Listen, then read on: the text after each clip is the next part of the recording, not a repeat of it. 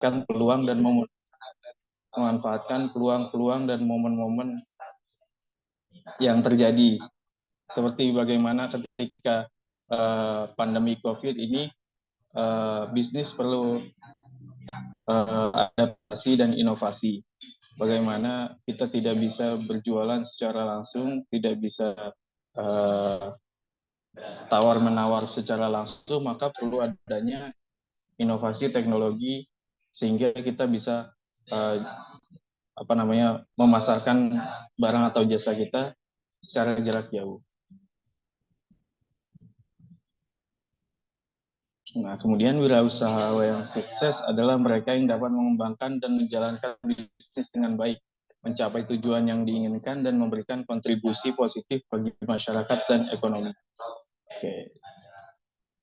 Terima kasih Bapak Ibu. Yang pertama, kita harus memahami dulu Pak. Oke. Kira-kira begitu Bapak Ibu. Apakah ada yang ingin didiskusikan atau ditanyakan terkait dengan bisnis skill yang perlu kita pada diri kita sendiri untuk akhirnya kita aplikasikan pada bisnis-bisnis yang sedang kita jalankan. Pak Merlin, ya silakan ya. Pak Adi. Bapak Adi. Yang tadi yang saya utarakan tadi gimana? Iya. Oke. Oh, yang tadi. Iya, jadi secara mindset sebetulnya Bapak sudah di track yang benar. Bapak punya bisnis pempek, kemudian di samping itu Bapak juga punya keahlian lain, meramu makanan nasi, ya, gitu kan. Terus juga Bapak sudah punya relasi ke sekolah, akhirnya Bapak punya bisa menempatkan bisnis Bapak di sekolah. Nah, kemudian satu lagi, Bapak juga sudah melakukan inovasi, artinya menjawab kebutuhan pasar di mana Bapak mencoba untuk menjawab kebutuhan murid-murid yang ingin butuh makanan, butuh nasi di sekolah, karena jam pelajaran itu dari pagi sampai malam, sampai sore. Untuk ininya nih maksudnya apa? Untuk menyesuaikan harganya.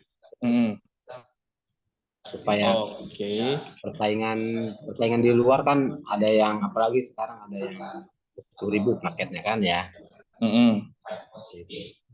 Jika seperti itu saya turunkan harga di 8.000 gitu kan, tapi dengan menu yang hampir sama dengan 10.000, kira-kira dari segi itu sih emang ada sedikit keuntungan dari hitung-hitung. Cuma kira-kira bisa bertahan nggak seperti itu? Oke. Jadi perlu salah satu poin yang perlu kita pahami dari pengembangan bisnis, yaitu kita perlu melakukan riset berapa anak-anak rata-rata. Yang pertama itu kan akan menentukan daya beli murid yang ada di sekolah. Kemudian riset juga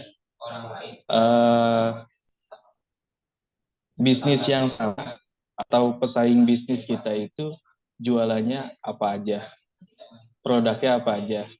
Kita perlu bikin perbedaan atau keunikan, menawarkan hal-hal yang berbeda, makanan-makanan, mungkin tambahan item-item yang berbeda, mungkin dari segi rasa atau dari bentuk atau dari packaging, supaya harga yang kita tawarkan mungkin sama dengan yang lain, tapi brand kita lebih unik daripada mereka. Kayak gitu. Itu nilai jual yang mungkin bisa ditawarkan pada anak-anak. Kan mungkin murid-murid itu seneng, kalau yang cewek mungkin seneng girl band idol Korea, mungkin kayak Blackpink, terus juga apa itu ya yang kemarin baru konser kan Blackpink, mungkin bisa packagingnya pakai ada foto-foto Blackpinknya supaya kayak gitu-gitu supaya menarik dari mereka.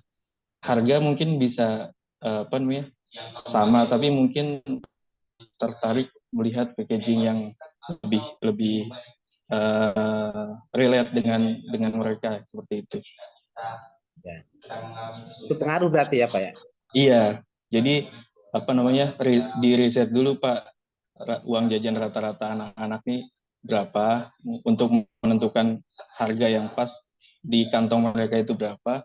Kemudian isi isi makanannya itu apa yang bikin beda atau packagingnya apa yang bikin beda dengan yang lain-lain gitu. Ya. Kira-kira gitu. Oke, terima kasih. Oke, terima kasih.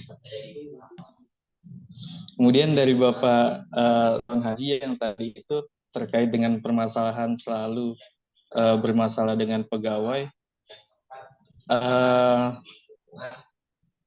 poin yang bisa kami sarankan yaitu membuat sistem dari apa namanya sistem keuangan, Pak.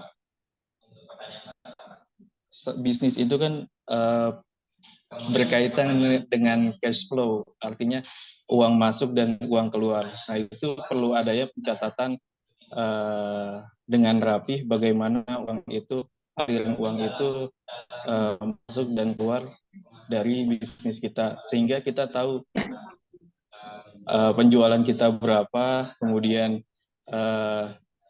untuk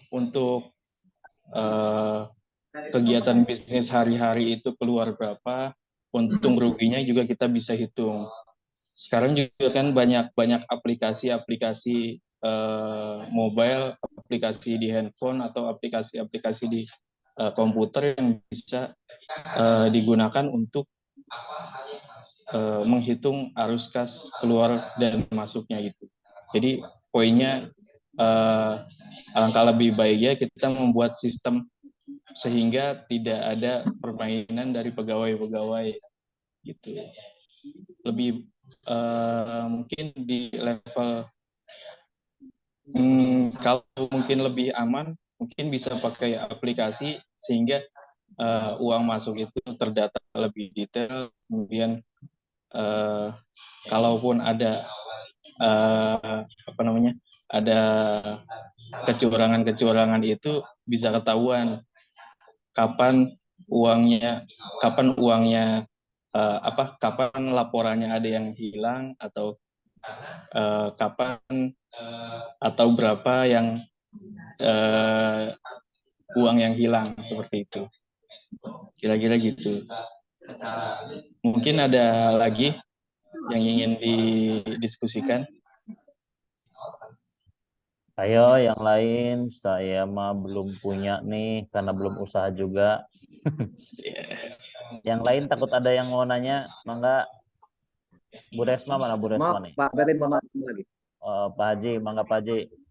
Nah, jadi itu Pak, kebanyakan karyawan saya itu kan kebiasaan saya itu kan saya kebiasaannya dipasrahkan semua. Kadang-kadang ya keuangan itu kita pasrahkan ke karyawan yang benar-benar dipercaya. Tapi setelah kita percaya, kebanyakan itu uang saya dibawa kabur. Artinya bukan rugi masalah perusahaan rugi. Jadi uang itu setiap saya percaya sama orang, uang itu dibawa kabur aja. Gitu. Makanya udah beberapa orang yang lari dari perusahaan kabur membawa uang gitu. Iya. Sampai sekarang nggak muncul-muncul itu Pak. Permasalahan saya itu artinya saya mungkin apa terlalu baik sama orang, kita melepaskan keuangan apa gimana itu. Iya itu Pak. Izin Pak, poinnya mungkin seperti tadi, kita memang kepercayaan dalam bisnis itu penting karena memang apa ya dalam untuk bekerja sama itu bisnis kan kita tidak bisa bekerja sendiri juga, perlu orang lain juga untuk bekerja sama dengan kita, artinya sebagai mitra kah atau sebagai pekerja kah. Nah, itu yang perlu kita tekankan adalah membuat sistemnya, Pak. Mungkin memang bisa dipercayakan kepada satu orang sebagai pemegangnya, tapi mungkin dibikin sistem setelah penutupan buku sehari itu langsung disetorkan ke bank atau besoknya disetorkan ke bank atau bagaimana seperti itu. Jadi uang atau langsung diserahkan ke Bapak. Jadi ada mungkin ada perlu juga laporan harian, laporan bulanan, kemudian laporan triwulan atau kuartal yang seperti perusahaan-perusahaan itu, supaya kita bisa memonitoring dan mengevaluasi bisnis kita juga, Pak. Gitu. Memang mungkin kelengahan saya itu, Pak, ya. Iya. Saya itu kebiasaan saya itu saya lepas tangan. Iya. Jadi ya mungkin karena sudah kedekatan emosional yang sudah sangat percaya mungkin ya, Pak ya. Sampai mobil saja, mobil dibawa kabur sampai sekarang. Nggak ada itu mobil Avanza saya. Waduh. Sama anak gua. Terlalu itu, Pak Haji. Masya Allah. Makasih banyak Pak Berlin atas simbolnya. Mungkin dicoba dibikin sistem seperti itu. Siap. Akan kembali tangguh, pantang menyerah. Pantang menyerah. Pak Berli izin konsultasi. Oh iya, bukan sharing aja Pak, jangan konsultasi. Oh siapa ya? Siapa Yos? Ya. Saya sedang mencoba dan sedang menjalankan satu unit usaha. Saya singkat dengan EKOS. EKOS itu adalah kepanjangan dari kos gitu. Oke. Nah, kebetulan saya ngambil belum banyak sih gitu, ada 2 unit lah. Saya kembangkan dari rumah itu, saya bikin 3 kamar dan alhamdulillah sekarang sudah berjalan. Nah, di rumah yang satu itu ada 3 kamar gitu, sudah berjalan sewa bulanan. Kemudian saya kembangkan lagi satu. Yang jadi pertanyaan saya, ketika rumah kos itu rumah itu kan diambilnya dari developer ya. Iya. Dengan mohon maaf ya, kualitas bangunan yang ya seperti itulah gitu kan. Nah, pertanyaan saya adalah kalau melihat dari yang sedang saya jalankan, sudah ada 1 unit rumah, kemudian 1 rumah lagi sedang direnovasi untuk dibuat 3 kamar juga. Nah, ini kualitas bangunan yang agak kurang lah gitu kan. Pertanyaan saya, untuk meningkatkan kualitas bangunan, apakah kita harus dari coupling? Kan mungkin kita bisa kontrol secara kualitas bangunan untuk jangka panjang, sehingga kita tidak perlu yang ambil model di perumahan-perumahan. Nah, itu mohon pandangannya. Kemudian yang kedua, ini tersinergi dengan perbankan ya, atau dengan karena modalnya kan bukan agak lumayan kan nolnya gitu kira-kira.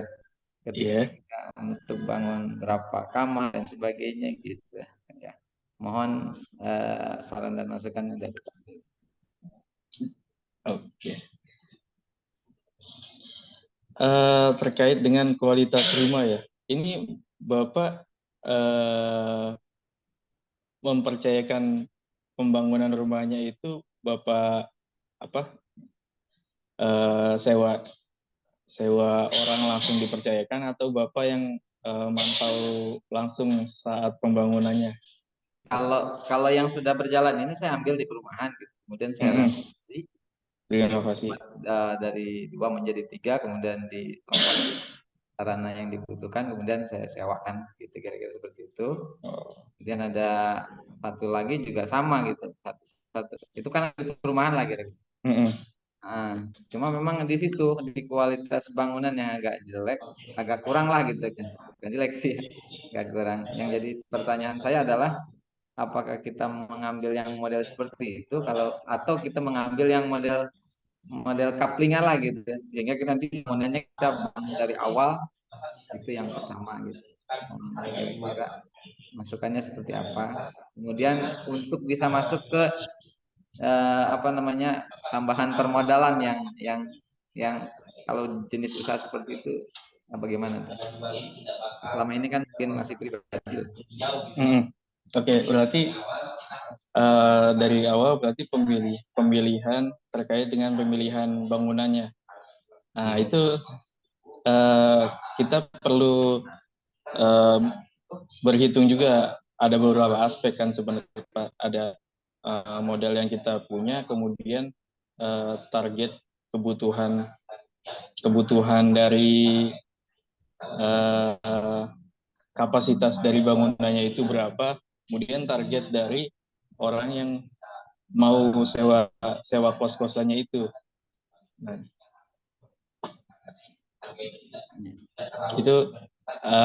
itu yang perlu tiga hal itu yang perlu dinilai dulu, karena kita juga perlu melihat modal awal kita berapa untuk membangun kos-kosan itu, apakah cukup bisa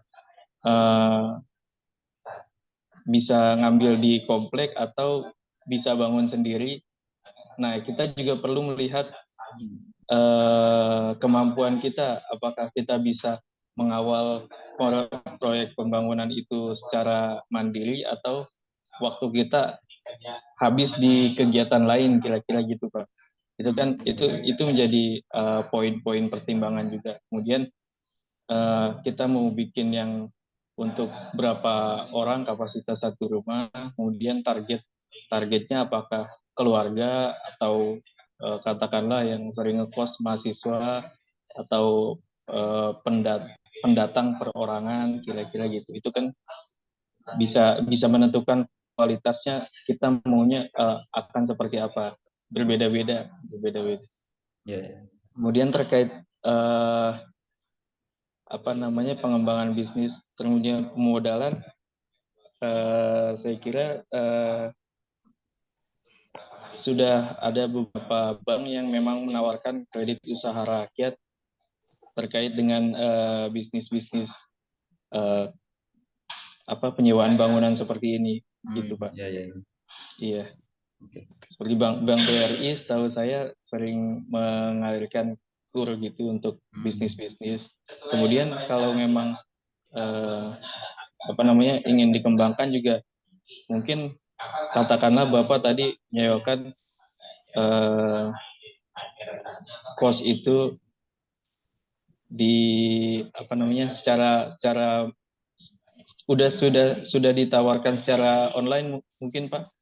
Kan banyak tuh, ada platform online kayak Mamikos dan lain-lain, itu yang bisa kita menawarkan rumah-rumah kos kita di platform itu juga mungkin bisa menaikkan nilai tawar dari kos-kosan kita gitu.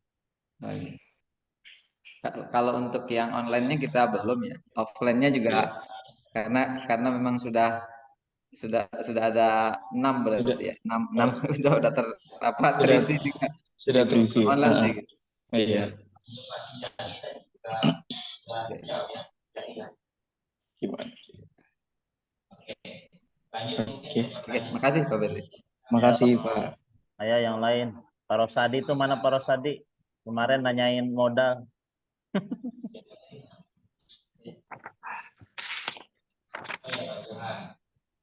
Ayo Pak Rosadi. Pak. Bu Resma, mangga Bu Resma. Oke, terima kasih atas waktunya. Assalamualaikum warahmatullahi wabarakatuh. Salam kenal ya Bapak narasumber. Salam kenal Ibu. Ya. Ini Pak, saya sebagai pelaku UMKM itu dari tahun 2017. Iya Ibu. Alhamdulillah. Kalau kita waktu itu sesuai kebutuhan pasar, saat itu lagi COVID ya Pak ya. Iya. Kebutuhan bahan-bahan prokes gitu ya. Oh iya. Ya itu meningkat tajam permintaan pasar. Nah, kelemahan kita sebagai UMKM itu tidak disiplin dalam keuangan. Uang usaha dengan rumah tangga itu nyatu. Bayarin dulu nih ke ini, bayarin dulu ke ini, gitu ya Pak. Iya. Sekarang merasakan apa ya dampaknya. Jadi harus ditahan dulu nih untuk bayar kuliah anak dulu misalnya. Memang posnya jauh lebih besar kalau untuk biaya kuliah gitu. Nah, pertanyaan saya sebagai kita kan punya wewenang ya mau menggunakan atau bebas lah gitu menggunakan. Solusinya itu bagaimana Pak? Apakah kita daripada meminjam keluar mendingan uang usaha kan yang kita pakai gitu. Nah, itu menurut Bapak bagaimana yang saya lakukan seperti itu, apa nanti berdampak buruk untuk kedepannya terhadap usaha yang saya jalani. Itu Pak, terima kasih sarannya. Baik, terima kasih Ibu. Oke, ini menarik ini, karena memang kita berbisnis, kita berusaha juga memang tujuannya untuk kita gunakan untuk kehidupan sehari-hari, kira-kira gitu ya Bu ya. Iya. Iya. Nah, mungkin kami bisa berdiskusi atau memberikan saran. Mungkin memang ada pos-pos yang bisa kita gunakan untuk kita pakai untuk kehidupan sehari-hari. Kemudian ada juga yang mungkin perlu kita sisihkan untuk pengembangan bisnis. Jadi katakanlah kalau pada pembagian pada ilmu keuangan itu kita bisa bagi mungkin selalu ada pembagian terkait dengan dana pengembangan bisnis, kemudian dana tidak terduga, kemudian dana yang akan digunakan untuk kehidupan sehari-hari. Katakanlah bisnis kita untung, maka bisnis kita keuntungan itu harus dibagi porsinya untuk ketiga hal tersebut. Dana untuk kehidupan sehari-hari, keuntungan itu dibagi untuk kita gunakan sehari-hari, kemudian untuk dana tidak terduga, kemudian ada dana untuk pengembangan bisnis selanjutnya. Dikatakanlah bisa dibagi 30%, 30% untuk tiga hal tersebut, atau dibagi bagaimana porsinya untuk supaya pas gitu. Atau mungkin untuk sehari-hari bisa 40%, untuk dana tidak terduga 30%, dana pengembangan bisnis 30%, atau bisa disesuaikan dengan kondisi saat itu bagaimana. Tapi yang perlu saya sarankan adalah untuk dana tidak terduga dan dana pengembangan bisnis itu harus tetap dialokasikan seberapapun persentasenya, Bu, supaya kita benar-benar ada ada pegangan lah untuk bisnis selanjutnya di bulan selanjutnya, kira-kira gitu. Itu untuk keuntungannya di luar dengan biaya operasional bisnis sehari-hari, Bu, pembagiannya itu. Gitu. Iya, terima kasih ya Pak. Iya, sama-sama. Ya, Bapak. Siap, Bapak. Ya, Bapak. Assalamualaikum warahmatullahi wabarakatuh. Waalaikumsalam warahmatullahi wabarakatuh. Perkenalkan, nama saya Rosadi dari Ujung Kulon, Bapak. Salam kenal, Bapak Rosadi. Ya. Ya, Bapak, ini setelah menyimak tadi pemaparan Bapak, sedikit bisa kami tangkap. Kebetulan untuk bisnis ataupun usaha, saya sendiri belum menjalankan usaha. Pernah dulu mencoba-coba untuk ikutlah berusaha, kemudian gagal, ada beberapa kali mencoba. Pernah juga di MLM, untuk high trend, itu bangkrut juga. Pernah. Nah, untuk saat ini kita belum ada usaha, tapi setelah ada pemaparan dari Bapak bahwa untuk menjalankan usaha, diantaranya harus ada rencana, ide dan eksekusi, evaluasi dan pengembangan bisnis, dan juga kebutuhan daripada pasar seperti itu.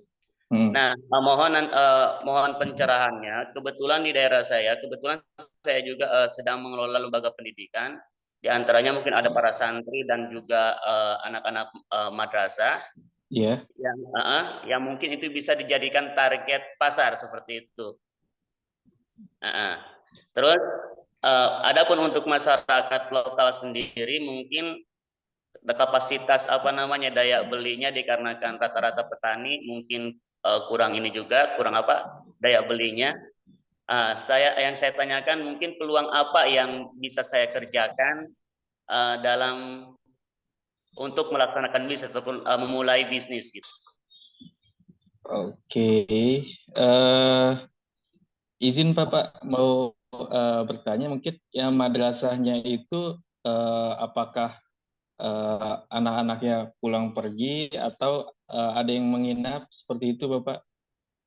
Ada yang menginap, ada yang pulang pergi, bahkan ibu-ibu majelis taklim itu lumayan seminggunya itu 3 kali 4 kali itu di sini standby gitu.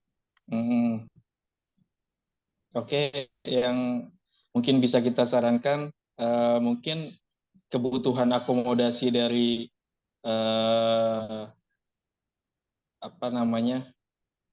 peserta dari madrasahnya itu kira-kira Bapak, makanan, minuman, mungkin seperti itu, atau alat tulis, kira-kira gitu.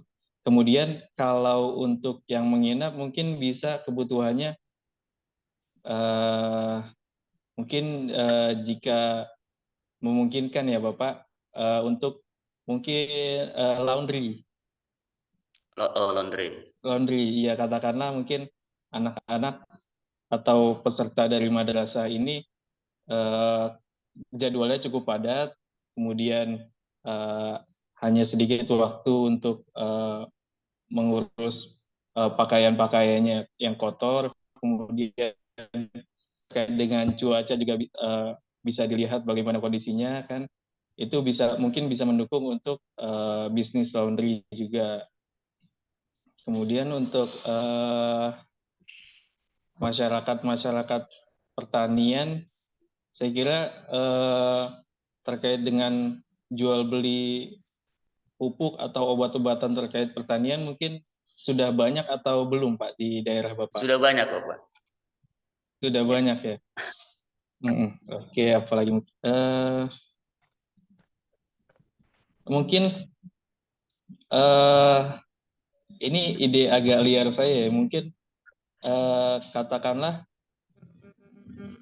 anak peserta madrasah itu bisa Bapak jadikan mitra untuk kawan-kawan kita bikin angkutan bahan-bahan pertanian. Jadi katakanlah para petani sedang panen atau sedang melakukan proses penanaman bibit, bahan-bahan modal atau bahan-bahan hasil panen mungkin Bapak bisa tawarkan untuk Bapak yang angkut dengan beberapa mitra dari peserta, Bapak ajak sebagai kawan yang mengangkut lah gitu, kira-kira gitu. Kawan angkut, kawan panen, katakanlah kawan panen. Mohon izin Pak, kira-kira begitu Pak, apakah mencukupi untuk Bapak, kira-kira masukkah ke kondisi Bapak di sekitar situ atau bagaimana? Ya, bisa diterima Bapak ya. Ya, makasih Pak.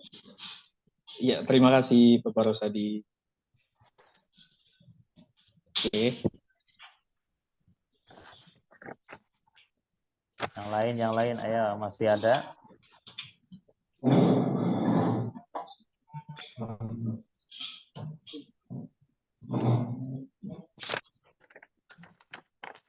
Oke, izin Bapak nanti mungkin kiranya bisa mengikuti sesi Zoom selanjutnya hari Kamis atau Jumat sekarang Rabu, hari Kamis atau Jumat, nanti ada materi terkait bisnis plan. Dari situ kita bisa mengkonsepkan ide bisnis apa nih yang cocok untuk kita garap di daerah kita atau di lingkungan kita, seperti itu. Iya, siap. Terima kasih.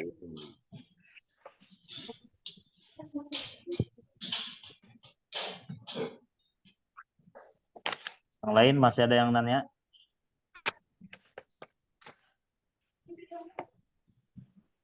Sudah cukup jelas, Ketua. Siap. Gimana Pak Berlin? Pak Berlin, mohon maaf kalau untuk besok kita Zoom-nya masih tetap pagi apa siang? Karena gini, mohon maaf Pak Berlin, kenapa ini teman-teman agak telat? Karena kita tahu bahwa di kelas kita Zoom itu kita laksanakan siang hari jam 1, kemarin kesepakatan. Oh gitu Pak. Tiba-tiba malam kita dapat link Zoom malam. Sebagian teman-teman tadi juga japri katanya siang gitu. Kita ada info Zoom-nya pagi gitu. Nah kira-kira apakah Zoom-nya bisa siang atau memang Pak Berlinnya memang tidak bisa harus pagi gitu? Gimana itu? Izin Pak, kalau untuk jadwal sesi Zoom-nya itu kan sebenarnya yang mengatur jadwal itu dari pihak BDK. Kami juga mengikuti jadwal dari BDK, Pak. Nah, nanti mungkin bisa diinfokan oleh koordinator dari BDK-nya jadwal selanjutnya seperti apa. Oh gitu. Jadi sebenarnya kalau Pak Berlian jam berapa aja siap kayaknya ya? Insya Allah Pak. Saya mengikuti jadwal dari BDK juga. Siap. Terus kalau untuk hari ini ada nanti ada tugas nggak di LMS-nya? Sejauh ini kalau saya pribadi tidak Pak. Oh tidak. Mungkin info selanjutnya nanti kita koordinasi via koordinator BDK juga bagaimana. Gitu. Siap. Oke deh. Kalau materi bisa di-share ya? Insya Allah ya, nanti kami share. Oke, siap. Begitu teman-teman. Jadi kita nunggu info dari BDK jadwalnya. Di sini Bu Dr. Derma masih ada. Nanti mungkin beliau menyampaikan. Silakan yang lain masih ada? Oh, ditanyakan? Ya, assalamualaikum. Salam, Kang Mas Tam, mangga. Ya, ini ya terima kasih untuk waktunya Pak Berlin. Salam kenal untuk semuanya. Saya apa yang disampaikan. Kalau yang disampaikan itu sangat mirip apa yang saya alami. Ya mudah-mudahan apa yang disampaikan teman-teman tadi juga saya sudah simak penjelasan dari Pak Berlin, dan saya karena yang dua persoalan itu sudah menyimak dan ada sedikit yang mungkin perbedaan yang usaha yang saya alami, yaitu saya yang pertama kan pernah bisnis atau jualan lah istilahnya gitu kan. Yang pertama jualan bandrek itu sudah merah. Itu terkendala karena mungkin saya di madrasah ya harus buka malam, sering begadang dan kurang kondusif juga gitu kan. Itu untuk jualan jahe merah emang luar biasa gitu kan, dengan modal yang sedikit dengan laba yang luar biasa gitu kan. Cuman itu hanya untuk waktu gitu kan. Ketika saya mengambil karyawan, ketika karyawannya mengolah karena menunya mungkin racikan saya dengan karyawan beda, sehingga sampai sekarang tinggal tempatnya aja gitu kan. Untuk ke depan mudah-mudahan ada ada pencerahan gitu Pak Berlin. Untuk yang kedua, saya juga mencoba ya tahun berikutnya gitu kan dengan jualan tahu Sumedang. Saya beli alat, saya berpikir kalau tahu Sumedang itu kan karena tinggal menggoreng gitu kan, tinggal menjaga, jadi kita tidak terlalu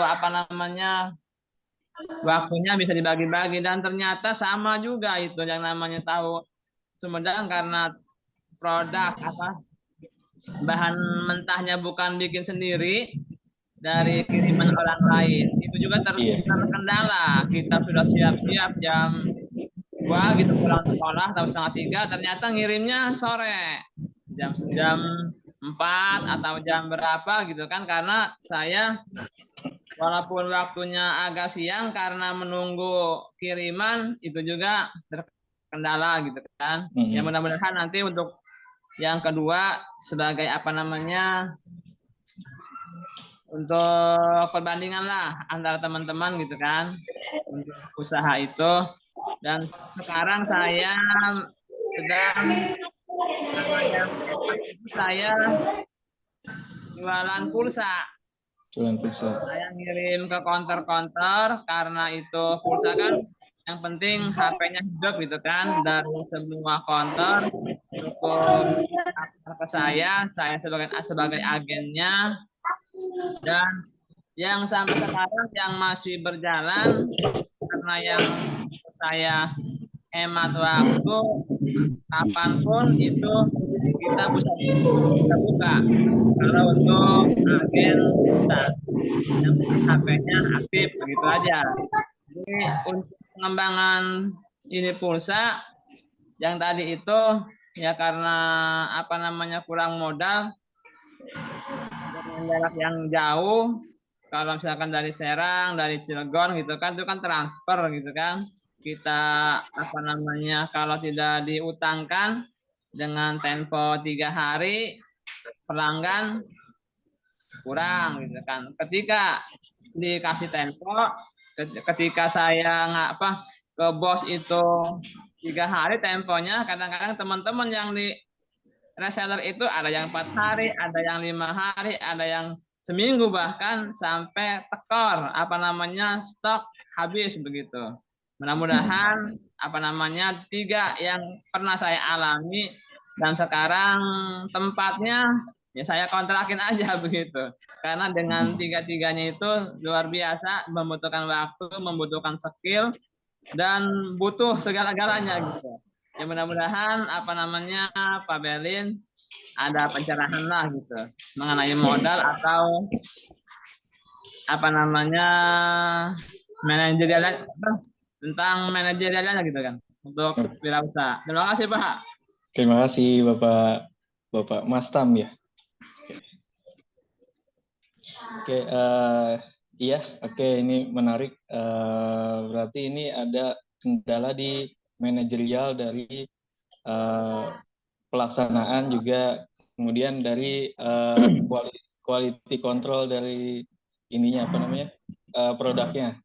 Nah, izin sharing pengalaman saya itu setelah lulus apa namanya sekolah menengah atas, saat itu saya juga mencoba untuk bekerja di salah satu tempat penjualan dimsum. Nah, itu yang saya pelajari dari tempat saya bekerja waktu itu, yaitu manajemen owner bisnis saat itu, owner bisnis tempat saya bekerja saat itu membuat SOP sedetail-detailnya sampai ke peracikan dari bahan makanannya, dimsumnya itu dibikinkan SOP-nya seperti itu. Untuk katakan untuk pembuatannya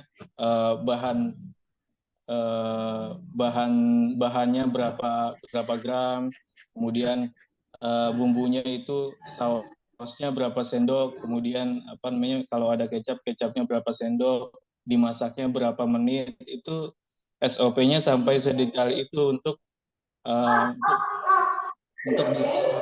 kira-kira gitu. Kemudian saya juga sempat ikut di penjualan sop duren. Nah, di sop duren juga sama seperti itu. Jadi ketika si owner menyerahkan ke pegawai, owner itu sudah memiliki SOP yang jelas. Jadi pegawai itu meraciknya takaran dari durennya itu seberapa, susunya sebanyak apa, kemudian apa namanya ukuran gelasnya sebagaimana, itu sampai sedetail itu kalau untuk usaha makanan, kira-kira gitu Pak, untuk menjaga kualitas dari makanan yang kita jual, gitu. Kemudian tadi untuk apa namanya,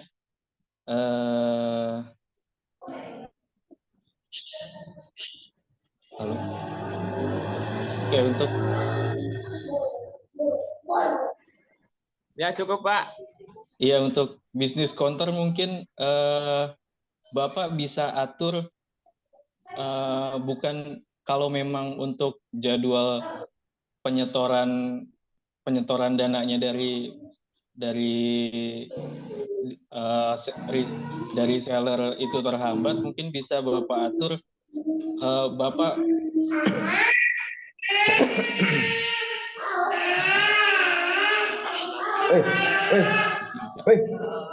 mungkin bisa Bapak atur, Bapak alokasikan kuota per reseller, katakanlah misalkan per reseller itu dikasih kuota untuk awal pulsa 100.000 atau 200.000, mereka jual ketika mereka konsisten menyetorkan hasil penjualannya pada 3 hari setelah pada 3 hari penjualan, itu mungkin bisa ditambahkan lagi kuota penjualan mereka seperti itu. Jadi ada dibikin beberapa tahapan, jadi dibikin kuota-kuota penjualan gitu Pak. Katakanlah awal mulai gabung jadi seller Bapak dikasih kuota 200.000 untuk dijual. Kemudian ketika si penjual si sellernya ini konsisten, ditambahkan jadi 500.000. Kalau nggak konsisten lagi, tambahkan katakanlah 700.000. Nah, kalau dibikin aturan juga kalau dia terlambat itu kuota dia berkurang berapa, kira-kira gitu. Jadi saran saya dibuatkan SOP-nya sedetail mungkin Pak. Dan kalau bisa SOP itu jangan pernah dilonggarkan sekalipun, karena kalau SOP itu sudah dilonggarkan, artinya ada toleransi dan lain-lain, itu mungkin seller atau mitra juga jadi menggampangkan, kira-kira gitu Pak. Setuju tuh Pak. Setuju tuh Pak. Jadi mungkin itu yang terjadi Pak di saya itu. Ada toleransi 1 hari begitu kan, itu mungkin yang terjadi Pak. Iya. Ya wajar kalau untuk yang Cina itu kan, kalau yang di pabrik telat 1 jam aja, kalau memang berturut-turut 3 hari langsung pecat gitu Pak ya. Iya Pak, itu. Ya Pak, terima kasih Pak. Jawabannya mudah-mudahan jadi apa buat saya. Terima kasih Pak. Oke. Bagaimana Pak Utun selaku pimpinan kelas? Ya, gimana Pak? Cukup kayaknya? Saya kira cukup. Ya. Cukup Pak, cukup. Ya. Oke, baik. Terima kasih atas waktu dan kesediaan Bapak Ibu mengikuti pelatihan kewirausahaan BDK ini. Mohon maaf bila ada kekurangan dari kami. Mohon kami terbuka untuk diskusi-diskusi lainnya, kemudian sharing-sharing lainnya.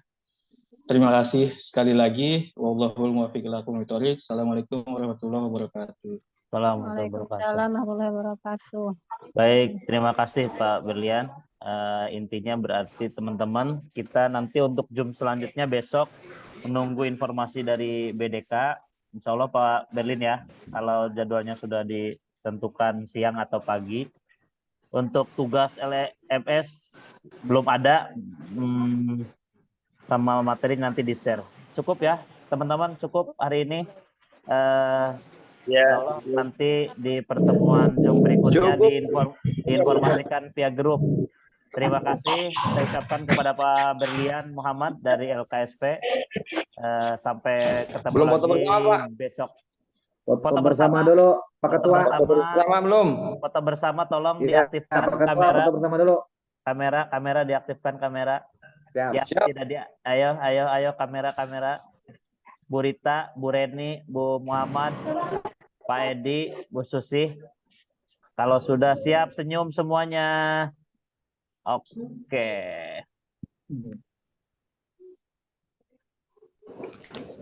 Baik, terima kasih sudah dipoto bersama.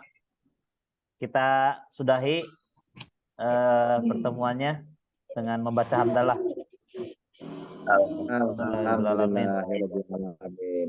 Sampai jumpa semuanya. Sampai jumpa Assalamualaikum. lagi. Waalaikumsalam. Waalaikumsalam. Mari kita keluar. Sudah lama. Saya izin pamit Bapak Ibu. Sudah beres ya, Terima Pak, kasih. Ya, mangga Ya. Pak. Siap. Mangga Bu Yayan kalau mau melanjutkan ini ngurus gajah. Sama ya, izin keluar. Assalamualaikum. Salam. Iya Pak, anak-anak gajah di sana Pak di kelas. Iya Pak, anak-anak gajah di sana Pak di kelas berantakan Pak. Assalamualaikum. Salam. Assalamualaikum. Salam.